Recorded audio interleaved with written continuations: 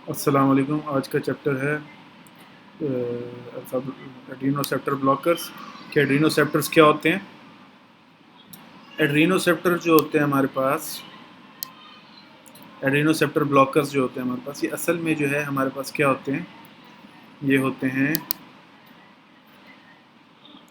ये होते हैं हमारे पास ऐसे ब्लॉकर्स, ऐसी ड्रग्स होती हैं हमारे पास जो कि अल्फ़ा और बीटा दोनों रिसेप्टर्स पे जो है काम करती हैं और दोनों रिसेप्टर्स को क्या करती हैं, ब्लॉक करती हैं। इनको हम एंटागोनिस्ट कहते हैं, अल्फ़ा एंटागोनिस्ट और बीटा एंटागोनिस्ट। इसमें बस दो टाइप्स आ जाती हैं, ठीक है। एड्रीनोसेप्टर एंटागोनिस्ट में एक अल्फ़ा ब्लॉकर्स आते हैं और दूसरा क्या आते हैं, बीटा ब्लॉकर्स। अल्फ़ा ब्लॉकर्स हमारे पास दो टाइप के होते हैं, एक अल्फ़ा वन सेलेक्टिव होते हैं, ठीक है, और एक अल्फ़ा टू सेलेक्टिव होते हैं, ठीक है। अल्फ़ा वन सेलेक्टिव जो होते हैं वो प्राजोसिन हो गया, उसमें एक टाइप, और दूसरी हो गई योहिम्बीन। सही है। अल्फ़ा वन सेलेक्टिव का मतलब ये है कि वो सिर्फ अल्फ़ा वन रिसेप्टर्स को जो है ब्लॉक करेंगे, और अल्फ़ा टू सेलेक्टिव का मतलब ये है कि सिर्फ अल्फ़ा टू को जो है ब्लॉक करेंगे। नॉन सेलेक्टिव का क्या मतलब है, नॉन सेलेक्टिव अल्फ़ा ब्लॉकर्स मतलब कि वो अल्फ़ा वन और अल्फ़ा टू दोनों को कंबाइन करके ब्लॉक करेंगे, ठीक है। इसमें दो टाइप्स आ जाती हैं, एक इरिवर्सिबल आ जाती है और एक रिवर्सिबल। जो इरिवर्सिबल होती है उसमें हमारे पास एक फेनोक्सीबेंजामीन होती है, ठीक है, और जो रिवर्सिबल होती है उसमें हमारे पास कौन सी होती है, फेंटोलामीन। बीटा ब्लॉकर्स में हमारे पास कौन कौन सी टाइप्स आ जाती हैं, एक नॉन सेलेक्टिव आ जाती है, ठीक है, जो कि प्रोप्रानोलोल है, जो बीटा वन और बीटा टू दोनों को ब्लॉक करती है, और एक आती है बीटा वन सेलेक्टिव जिसे बोलते हैं एटिनोलोल, और बीटा टू सेलेक्टिव कौन सी होती है, ब्यूटॉक्सिमीन, ठीक है।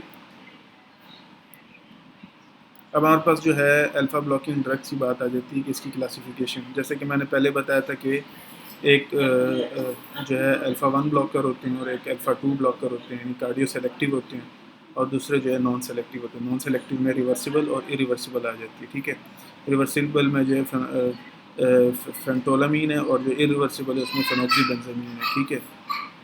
अब अल्फ़ा वन जो है सेलेक्टिव जो है, अल्फ़ा वन सेलेक्टिव में एक प्राजोसिन आ जाती है, ठीक है, टेराजोसिन, ठीक है, डॉक्साजोसिन और टेंसुलोसिन, साइलोडोसिन और एक और ड्रग भी आती है, ठीक है।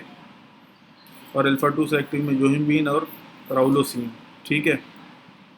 ये हमारे पास आ गई अल्फ़ा वन सेलेक्टिव। फार्माकोकाइनेटिक्स के हैं, फार्माकोकाइनेटिक्स ये हैं कि इनको जो है ओरल भी लिया जा सकता है और पेरेंट्रल रूट यानी oral as well as parenteral route यानी ओरल के अलावा भी इनको जो है लिया जा सकता है। इसको हम बोलते हैं कि ये क्या है, मतलब यानी ये इसकी फार्माकोकाइनेटिक्स के अल्फ़ा ब्लॉकर्स की, यानी ओरल भी लिया जा सकता है और पेरेंट्रल भी। और फेंटोलामीन को जो है हम रेयरली ओरल देते हैं, ठीक है। और इसकी जो एलिमिनेशन हाफ लाइफ है वो बहुत शॉर्ट होती है, ठीक है, शॉर्ट एलिमिनेशन हाफ लाइफ, सही है। But a long duration of action about 48 hours, लेकिन 48 आवर्स तक जो है ये काम करता है, सही है। Phentolamine has a duration of action of 2 to 4 hours when used orally and 20 to 40 minutes when given currently, यानी कि 2 से 4 घंटे जो है इसकी ड्यूरेशन होती है, और जब ओरली लेते हैं तो 20 से 40 मिनट जो है ये, और जब ओरल के अलावा यानी पेरेंट्रल लेते हैं तो 20 से 40 मिनट इसकी जो ड्यूरेशन होती है। प्राजोसिन और जो बाकी अल्फ़ा वन सेलेक्टिव ब्लॉकर्स हैं वो एक्ट करते हैं कितने टाइम के लिए, 8 से 24 घंटे के लिए, सही है। मैकेनिज्म ऑफ एक्शन क्या है, फेनोक्सीबेंजामीन जो है ये किस तरह काम करती है। फेनोक्सीबेंजामीन जो है ये इस तरह काम करती है कि अल्फ़ा रिसेप्टर के साथ कोवेलेंटली जुड़ जाती है और जो है एज ए अल्फ़ा ब्लॉकर काम करती है, ठीक है, as a irreversible alpha blocker, सही है। और जो as a reversible alpha blocker है वो तो हमने पढ़ लिया था, फेंटोलामीन है वो। बाकी अल्फ़ा ब्लॉकिंग एजेंट्स जो होते हैं वो कम्पिटिटिव एंटागोनिस्ट होते हैं। अब ये हाई यील्ड टर्म्स है जो कि हमने लर्न करनी है। कम्पिटिटिव ब्लॉकर क्या होता है, a surmountable antagonist one that can be overcome by increasing the dose of agonist, यानी एक ऐसा एंटागोनिस्ट, ठीक है, जिसको हम हटा सकते हैं अपने रिसेप्टर से जब हम उसके एगोनिस्ट की डोज को बढ़ा दें, मतलब उसके अलावा ऐसी ड्रग हो जो कि उससे कम्पीट करे और उसके डोज को बढ़ा दे, उसके डोज को हटा दे, तो वो उसको हम बोलते हैं कि ये क्या है, कम्पिटिटिव ब्लॉकर है, सही है। एपिनेफ्रिन रिवर्सिबल, एपिनेफ्रिन रिवर्सिबल क्या है, epinephrine reversible conversion of the pressure response to epinephrine to a blood pressure lowering effect caused by alpha blockers which unmask the beta 2 vasodilating effects of epinephrine, यानी मतलब कि जो pressure response होता है एक epinephrine से जनरेट होता है, जो कि असल में एक ब्लड प्रेशर लोअरिंग इफेक्ट होता है वो, यानी अल्फ़ा ब्लॉकर्स के थ्रू होता है, सही है। और वो क्या करता है कि बीटा 2 के वेजोडाइलेटिंग इफेक्ट को क्या करता है, अनमास्क करता है। इसको हम बोलते हैं epinephrine reversal.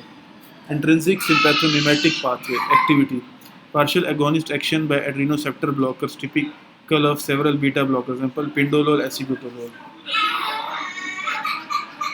Intrinsic sympathomimetic activity बोलते हैं कि कोई भी एड्रीनो रिसेप्टर ब्लॉकर है, अगर वो पार्शियल एगोनिस्ट एक्ट करता है और वो जो है रिसेप्टर को क्या करता है, यानी पार्शियल एगोनिस्ट एक्ट करता है और वो रिसेप्टर को क्या करता है, ब्लॉक करता है, लेकिन पार्शियली ब्लॉक करता है, तो उसको हम बोलेंगे कि ये क्या है, ये इंट्रिंसिक सिंपैथोमिमेटिक एक्टिविटी शो करता है, जो कि आमतौर पर बीटा ब्लॉकर्स शो करते हैं, ठीक है। जैसे कि पिंडोलोल हो गया और एसीब्यूटालोल हो गया, ठीक है। रिवर्सिबल ब्लॉकर क्या होता है? रिवर्सिबल ब्लॉकर ऐसा ब्लॉकर होता है जो कि वापस हट ना सके अपने रिसेप्टर से, क्योंकि वो कोवेलेंट बॉन्ड की फॉर्मेशन से जुड़ चुका होता है, जैसे फेनॉक्सीबेंजामीन हो गया, ठीक है। A non surmountable inhibitor usually because of covalent bond formation, example phenoxybenzamine. Membrane stabilising activity, local anaesthetic action typical of several beta blockers, example propranolol. Membrane stabilising activity बोलते हैं कि जो कि एक लोकल एनेस्थेटिक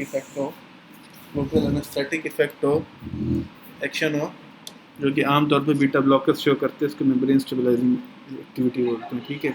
जैसे प्रोप्रानोलोल हो गया, propranolol क्या करता है, एनेस्थेटिक एक्टिविटी शो करता है।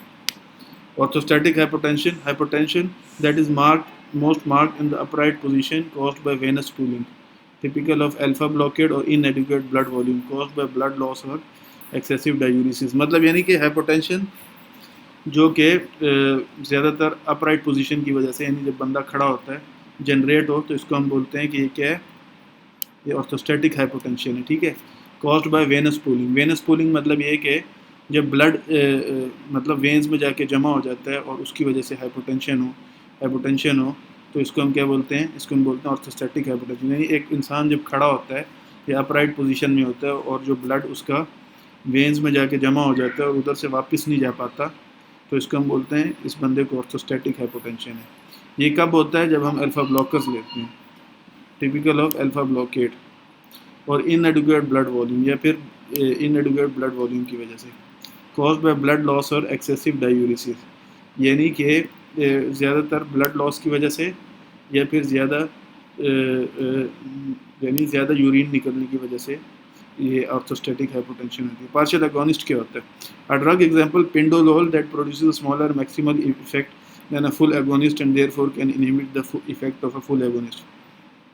पार्शियल एगोनिस्ट, जैसे कि मैंने पहले बताया था, ये ऐसी ड्रग होती है जो कि मतलब यानी कम इफेक्ट शो करती हो फुल एगोनिस्ट के बदले, मतलब यानी रिसेप्टर को जब ये ब्लॉक करती हो तो फुल ब्लॉक ना करती हो बल्कि थोड़ा ब्लॉक करती हो। A drug example pindolol that produces smaller maximal effect than a full agonist and therefore can inhibit the effect of a full agonist, ठीक है। ये हो गया। Pheochromocytoma, a tumor consisting of cells that release varying amounts of norepinephrine and epinephrine into the circulation।